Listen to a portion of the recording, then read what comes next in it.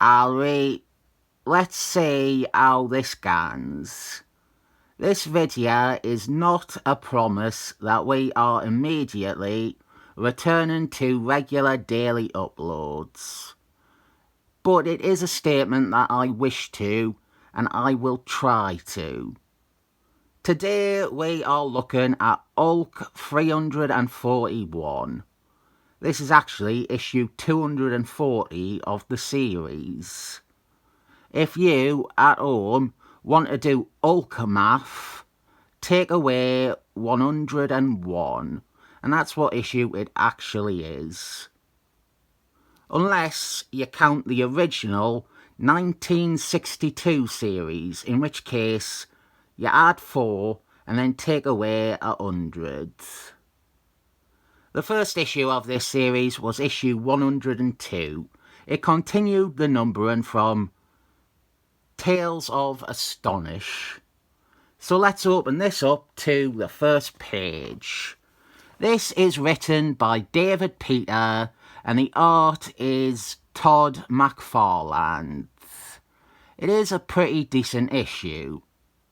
I have my complaints about both the creators and their work on this title, but Hulk is going to fight the Marvel villain Red Bull, who for this issue has started devolving into a feral animal. I get the feel of Todd McFarlane suggesting this plot idea because he did the exact same thing in his Spider-Man. In both cases, it don't really make sense.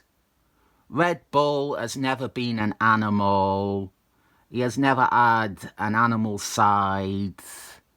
He always was a thug who was transformed into this.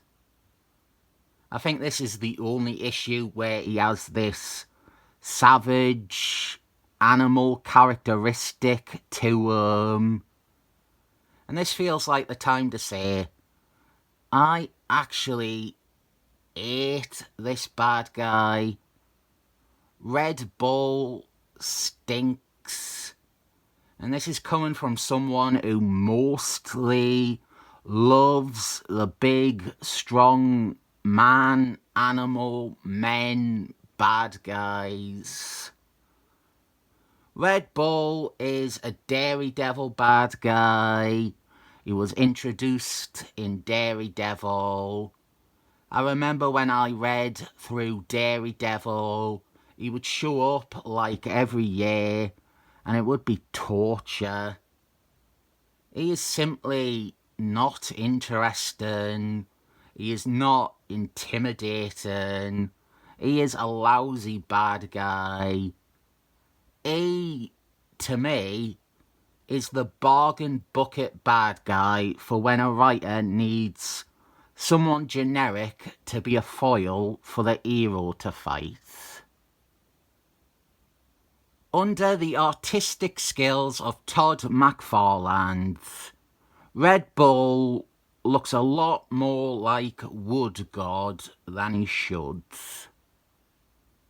I will say, I like this combination though. Having Hulk fight Red Bull, it is probably the smartest thing they've ever done with Red Bull.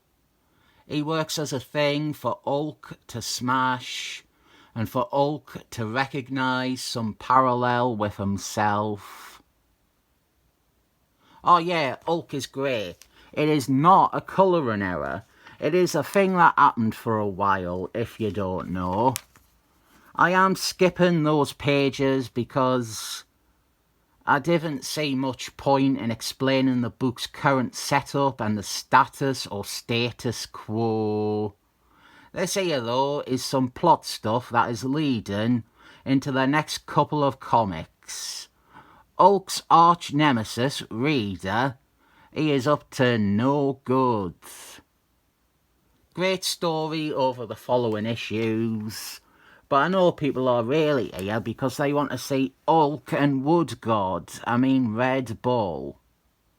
This is a good image of Hulk for me to, again, raise my problem with how Todd McFarlane draws Hulk. He is too wrinkly. He looks worse than Sir Ian McKellen. Hulk is ganning to help the farmers because Red Bull is wild and he is hurting innocent people. There is a lot more to it than that, and it includes some blackmail, but I am keeping it simple. There's some quite on-the-nose comparisons to Hulk's history of being a mindless savage, but the best parts are Hulk's inner monologues, his thoughts and understanding. There was some good stuff at the beginning like that. Now it is Marvel's Action Hour featuring The Incredible Hulk, but season 1 of it, because nobody really likes season 2. Hulk is lashing out because he sees Red Bull as representative of himself in a form which he swears he will never revert to. The green, dumb brute that most people are familiar with as what the Hulk is. What happened was in Hulk 324, there was some scientific shenanigans, and Hulk became Grey Hulk, and Grey Hulk is almost evil. He's not a very nice Hulk. He does, however, possess a greater base intelligence than the regular Hulk, but he is also meant to be one of the weaker forms of Hulk. I imagine just because he is drawn to look so geriatric. This period of Hulk stories with Grey Hulk and David Peter and Todd McFarlane, they are probably my favourite Hulk comics. I think these best capture what I consider the core of Hulk as a character, especially the common Jekyll and Hyde themes. In these, Grey Hulk's antagonism re-establishes a greater threat to David Banner transforming that had been lost over time. And overall, the idea of Hulk being David Banner's curse is strongly re-solidified. The other thing, much like the TV series, he is a wandering outlaw. He and Dickie Jones and their SHIELD pal, they are on the run, they are being hunted down, but along the way they are having Hulk adventures, like stopping the savage monster that has eaten all the livestock and given farmers the horn. Very well done stories, and it didn't last long.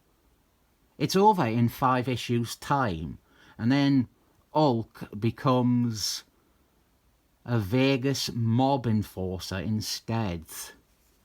Downhill from there.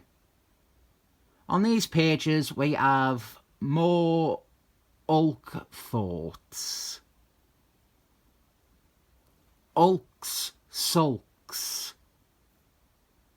That is what his little column in Marvel Age would be. Hulk's sulks. They could run it right next to Mark's remarks and the bullpen bulletins. I didn't like Red Bull, but this issue is easily the best story with him in. All it took was to completely ignore all of his history and make him into another character, basically. I do wonder if this was maybe written and drawn to actually be Wood Gods. And then we had the last minute switch out to Red Bull. There is no evidence to support that other than the way Todd McFarlane draws Red Bull, and that Wood God has some history with Hulk, whereas Red Bull has none. Either way, it is okay with me because I didn't give a flying shit about Red Bull. I do not give a load of cowpat about him. He is in the exclusive club of Marvel bad guys that I would understand if they got the Scourge bullet to the dome. Justice is served. Good story for Hulk though. Hulk cannot bring himself to hate Red Bull too much, because Red Bull reminds him of what he used to be and what he subconsciously fears he may be again. Hulk wants to retain his current clarity and increased intelligence of the grey Hulk form, and is afraid that he will end up as single-minded or acting only on compulsion and impulses like Red Bull is.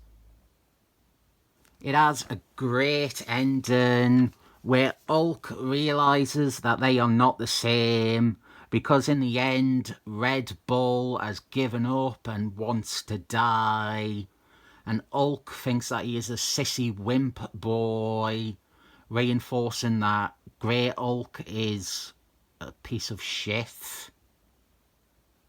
I still don't like how Todd McFarlane draws Hulk, but this is a nice issue to come back to. There's some good character work and there's a big smash fight, and it is a standalone story. I'll give it the 7 thumbs up.